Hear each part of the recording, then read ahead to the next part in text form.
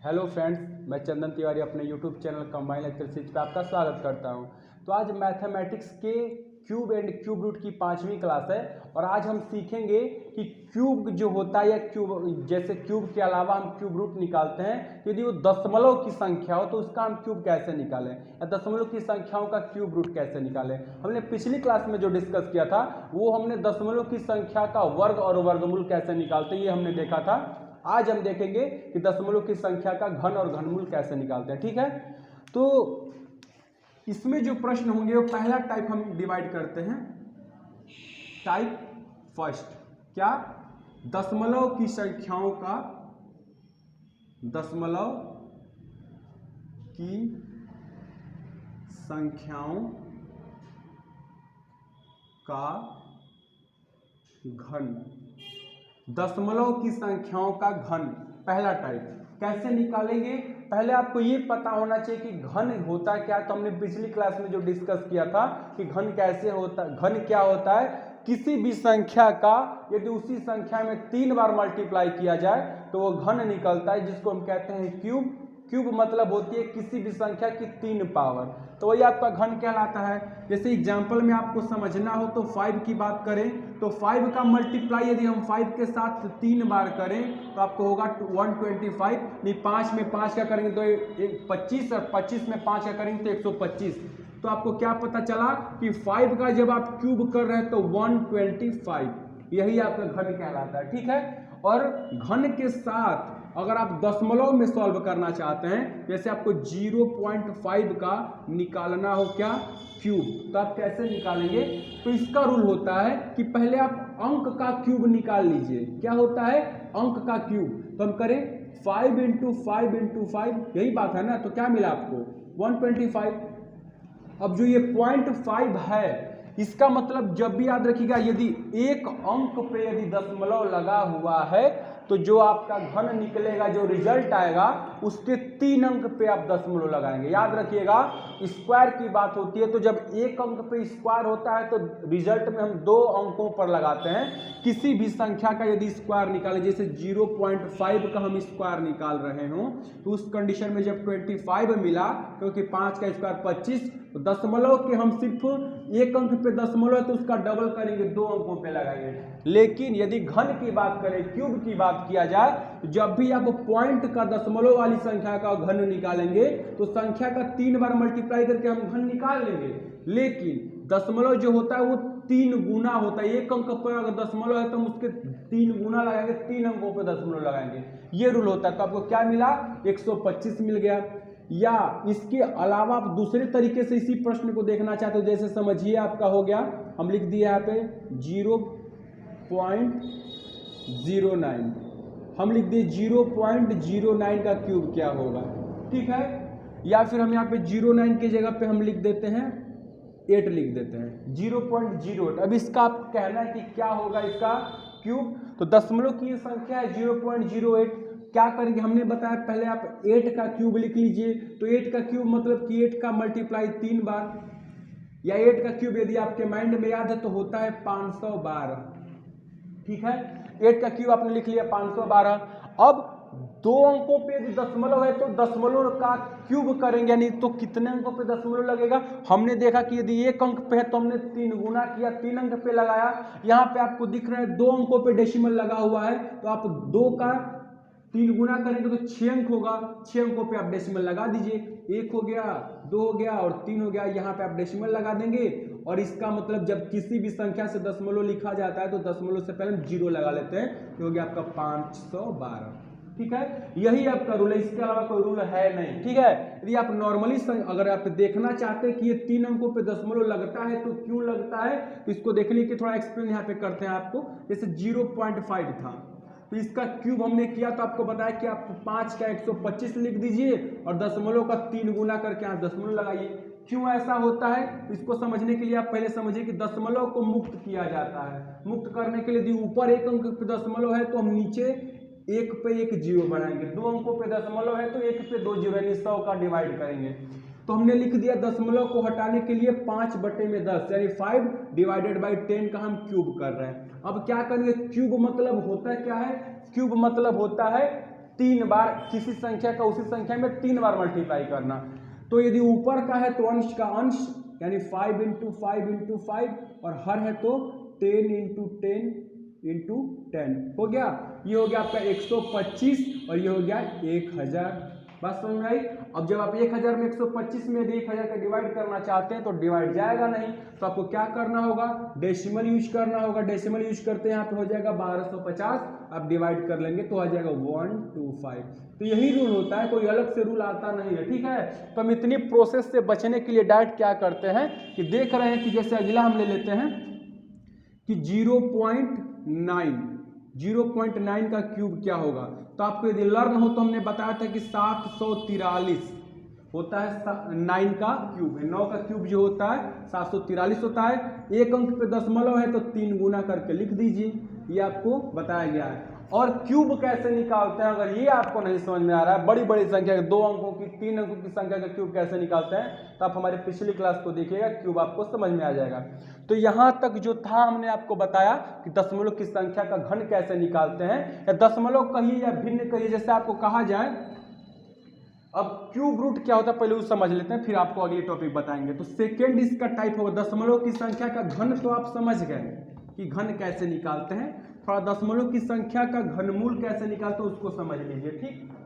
तो टाइप इसका जो सेकेंड है वो क्या है, दशमलव की संख्या का घनमूल, जिसको कहते हैं क्यूब रूट।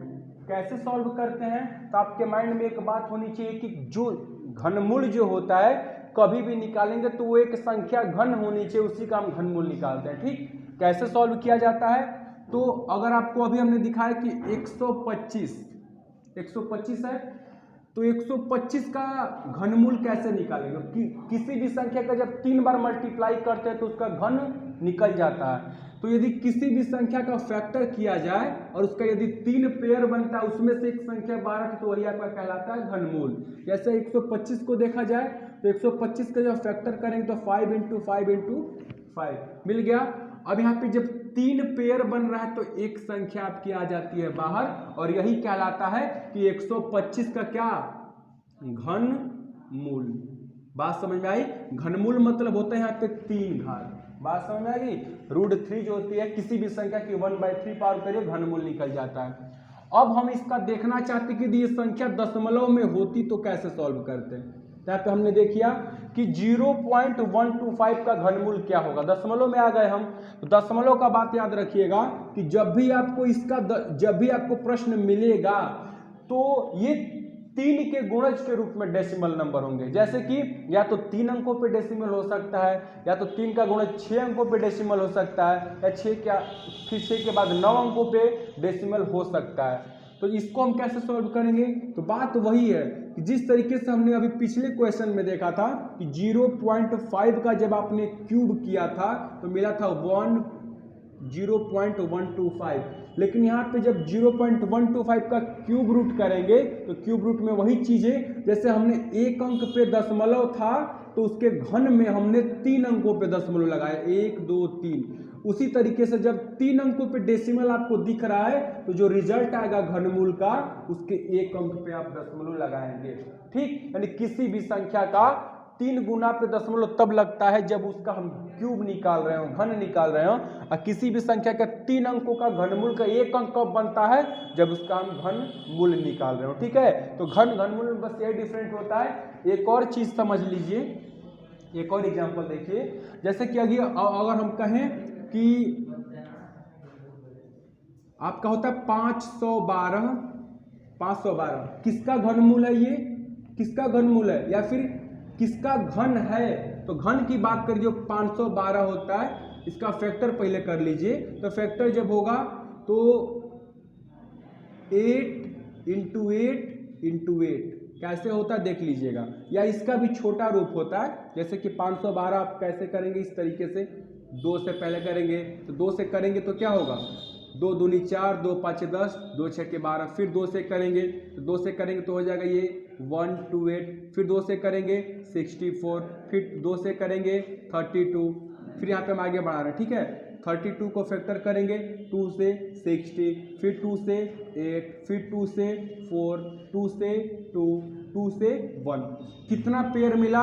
1 2 3 4 5 6 7 8 9 9 आपको 2 की पावर मिल गई। तो उसी तरीके से हम इसको एक्सप्लेन थोड़ा सा कर देते हैं। जब हमने फैक्टर किया तो 2 2 2 2 फिर 2 2 2 9 2 मिला आपको। देखिए 1 2 3 4 5 6 7 8 9, यहाँ से देखिए 3 3 6 और 3 9, आपको 9 2 के पेयर मिल गए।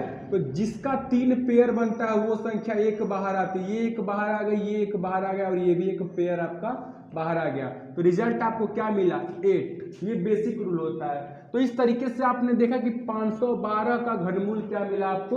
8 मिल गया। तो यदि यहाँ पे डिजिट लग जाए 0.512, तो यहाँ पे जब 3 अंकों पे दशमलव होता है, आप यहाँ पे रिजल्ट में 1 अंक पे डेसिमल यूज करेंगे। ठीक, यही आपका होता है यदि 0.0000512, तो उस कंडीशन में आप क्या करते? सिर्फ अंकों का घनमूल निकालते तो आपको रिजल्ट मिलता 8। और यदि 3 अंकों पे यहाँ और 3 अंकों पे 6 अंक पे दशमलव है, तो आप रिजल्ट में सिर्फ 2 अंकों पे दशमलव यूज करते। ठीक, तो ये था दशमलव की संख्या का घनमूल। और यही अगर फ्रैक्शन नंबर का घनमूल की बात की जाए कि फ्रैक्शन नंबर का हम घनमूल कैसे निकालते हैं, तो उसका जिस तरीके से वर्ग हम देखते हैं उसी तरह वर्गमूल होता है, उसी तरह घनमूल भी करते हैं। ठीक, जैसे कि अगर कहा जाए 12 और यहाँ पे लिख देते हैं 5, 12 और 5 का स्क्वायर, ये हमने वर्ग की बात है। दशमलव संख्या का वर्ग कैसे निकालते हैं? फ्रैक्शन नंबर का वर्ग कैसे निकालते हैं? तो ऊपर 12 है तो 12 का 12 यानी 2 पावर, और 5 का 2 बार 5 का पावर, क्योंकि स्क्वायर का मतलब ही होता है 2 बार उसी संख्या का मल्टीप्लाई करिए। तो ऊपर आपको मिल गया 144, नीचे हो गया आपका 100, ये हो गया 5 का 25। और यही क्यूब की बात करें, ठीक है, जिससे हम लिख देते हैं 7/3 का क्यूब। उसी तरीके से कैसे करेंगे हम? 7 है तो 7 का करेंगे तो 7 × 7 × 7, ये होता है आपका 743, यानी 7 × 7 × 7, नीचे कर देंगे 3 × 3 × 3, और यहाँ पे आपको मिला 743, और ये 3 का होता है 27। तो ये आपका हो गया किसी भी फ्रैक्शन नंबर का कैसे आप निकालते हैं, क्यूब या स्क्वायर, तो आपने देख लिया। ठीक है, ये घनमूल की बात किया जाए तो घनमूल कैसे निकालेंगे?